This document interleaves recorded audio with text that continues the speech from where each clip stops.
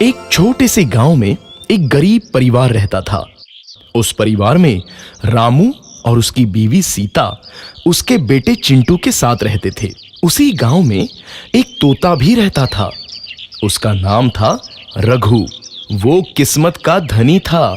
जहां भी जाता वहां किसी भी चीज की कमी नहीं पड़ती थी। एक दिन रघु उड़ते उड़ते उस गरीब परिवार के घर गया। रघु सोचता है, अरे वाह, लगता है यहाँ आज बहुत अच्छा खाना मिलेगा। मैं पेट भर के खाऊंगा। वो एक कटोरी में रखे अमरूद देखता है। अरे वाह, अमरूद, मुझे तो ये बहुत पसंद है। मैं तो इसे पेट भर के खाऊंगा। रघु तोता अमरूद खाने ही लगता है। तभी सीता रघु को अमरूद खाते देखती है तो गुस्सा हो जाती है और उसे वहां से भगा देती है। भाग यहाँ से, न जाने कहां से आ जाते हैं। मैं तो परेशान हो गई हूं इनसे। सीता के भगाने के बाद रघु चुपचाप से एक कोने में रहता है। धीरे धीरे उस परिवार की बरकत होने लगती है। एक दिन रामू और सीता खाना खाते वक्त बातें करते हैं। आजकल हमारी बहुत तरक्की हो रही है, काम भी अच्छा चल रहा है। रामू कहता है। इस पर सीता कहती है, सच कहा, भगवान हमेशा ऐसे ही हम पर मेहरबान रहे। बेटा चिंटू भी कहता है, पिताजी, मुझे खिलौना लेके दो ना, मेरे सभी दोस्तों के पास है। रामू कहता है, ठीक है, जरूर लाऊंगा। सीता कहती है, कितने खुश है सब, मेरे परिवार को किसी की नजर ना लगे। एक तरफ ऐसी बातें होती हैं तो दूसरी तरफ रसोई में रघु तोता भी अमरूद खाते रहता है। मजा आया, अमरूद खाया, मजा आया, अमरूद खाया, मजा आया। तभी सीता रसोई में आती है और रघु तोते को अमरूद खाते देख बहुत गुस्सा होती है। सीता रघु को बाहर निकालने के लिए पिंजरे में अमरूद रखती है। रघु जब अमरूद खाने लगता है तो पिंजरे का दरवाजा बंद हो जाता है और वो उसमें फंस जाता है। मुझे बाहर निकालो, मैं यहाँ फंस गया हूँ, मुझे बचाओ। अगले दिन सीता पिंजरा उठाकर बाहर दूर उस रघु को छोड़ देती है। रघु के जाते ही उनके घर आई बरकत धीरे धीरे कम हो जाती है।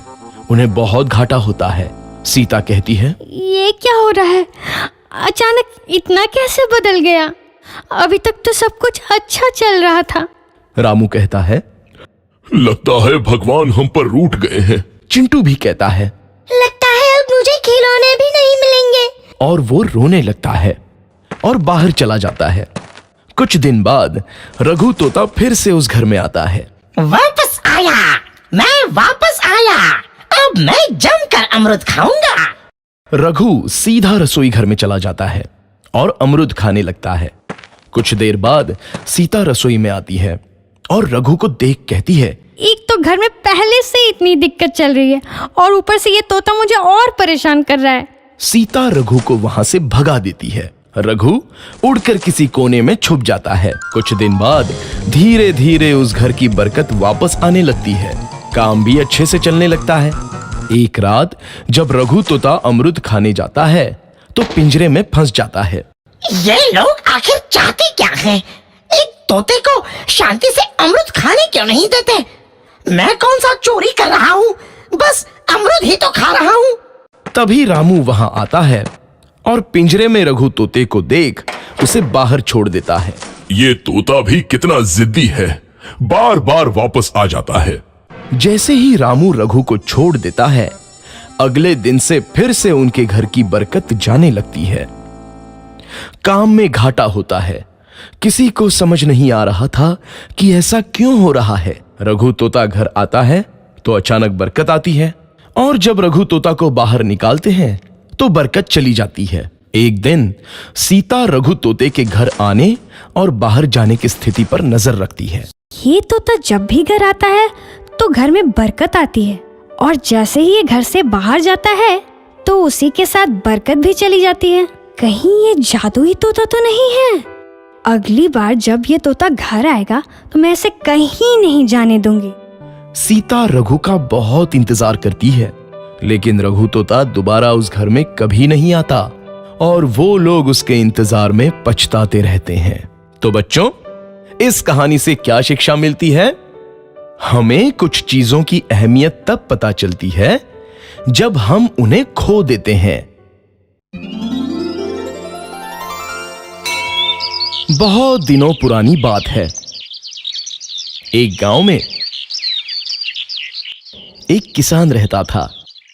पिछले 3 साल से उस गांव में अकाल पड़ा था। ऐसे ही एक दिन वो किसान एक पेड़ के नीचे आराम कर रहा था।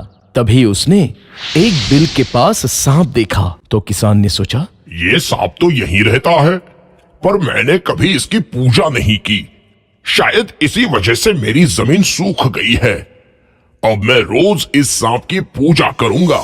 ऐसा सोचते ही उसने एक कटोरे में दूध लाया और उस बिल के पास रख दिया और बोला, हे सर्प देवता, मैं नहीं जानता था कि तुम यहाँ रहते हो, इसलिए मैंने तुम्हारी पूजा कभी नहीं की।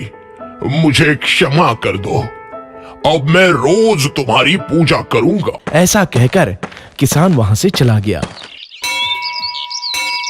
अगली सुबह जब किसान वापस उस बिल के पास आया तो किसान को उस कटोरे में चमकती हुई चीज मिली। वो एक सोने का सिक्का था। किसान समझ गया कि ये जादुई सांप है। उस दिन से फिर किसान रोज सांप को दूध पेश करता और एक सोने का सिक्का प्राप्त करता। एक दिन की बात है, जब किसान को कुछ काम की वजह से शहर जाना था तो उसने अपने बेटे को पास बुलाया और कहा, बेटा, मैं कुछ दिन के लिए शहर जा रहा हूँ, इसलिए तुम रोज सर्प देवता को दूध पिलाना। ऐसा कहते ही किसान शहर चला गया। इधर उसके बेटे ने दूध लिया और सांप के बिल के पास रखा और वहां से चला गया। अगली सुबह जब किसान का बेटा उस बिल के पास आया तो उसने देखा कि कटोरे में एक सोने का सिक्का है।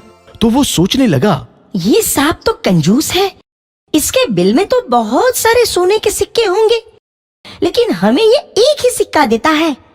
अगर मैं इसे मार दूं तो सारे सोने के सिक्के मेरे होंगे। अगले दिन सांप को दूध देते वक्त किसान के बेटे ने सांप के सिर पर एक छड़ी से वार कर दिया। सांप को बड़ा गुस्सा आया और उसने किसान के बेटे को डस लिया। किसान का बेटा गंभीर हालात में उधर से भाग गया।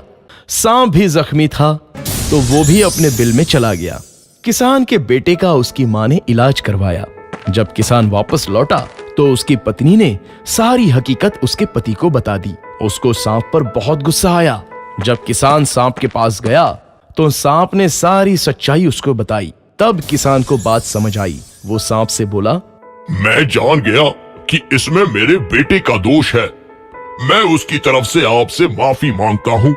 कृपया मुझे माफ कर दो। फिर किसान वहां से चला गया और वापस लौटकर साथ में कटोरे में दूध लाया और सांप को दिया और सांप से कहा, कृपया मेरे बेटे को भी माफ कर दो।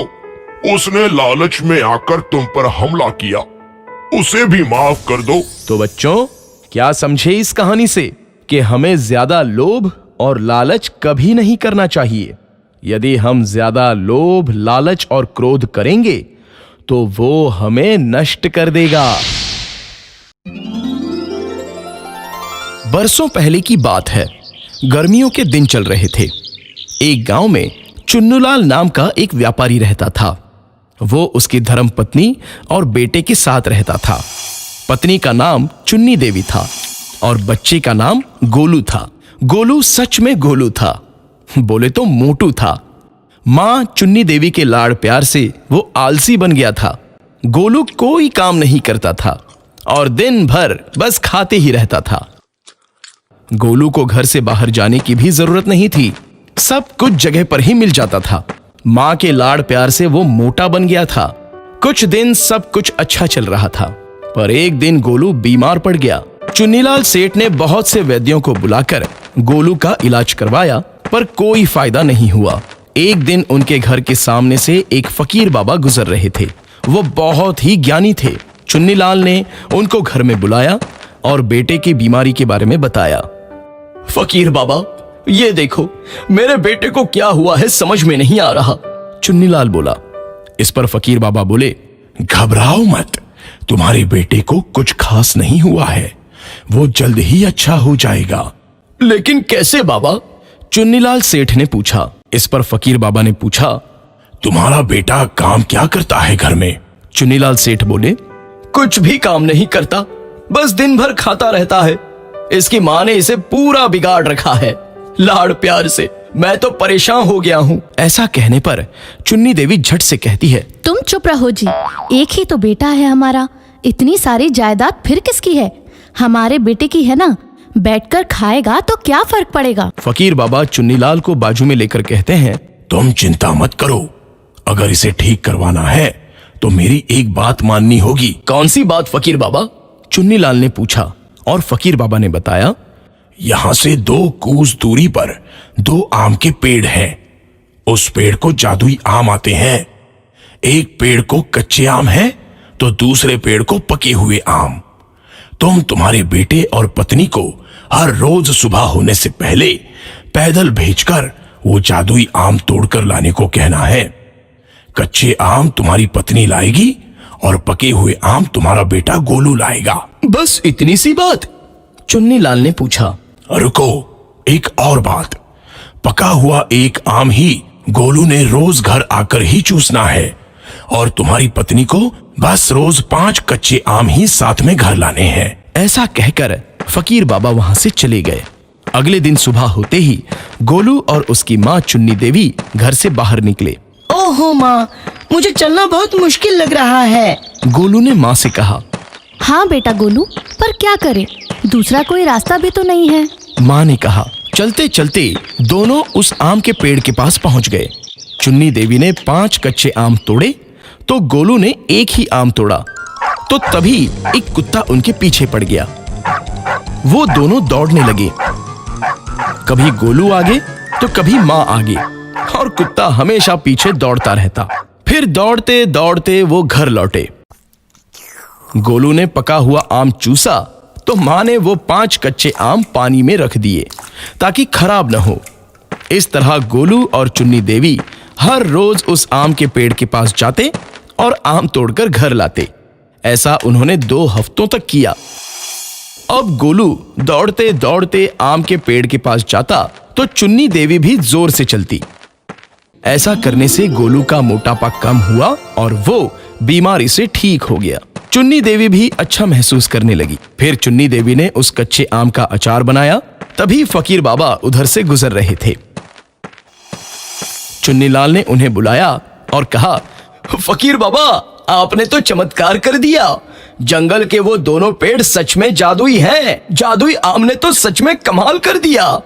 इस पर फकीर बाबा बोले, कहने को तो तुम उसे जादुई आम कह सकते हो, पर असल में ये कसरत का कमाल है।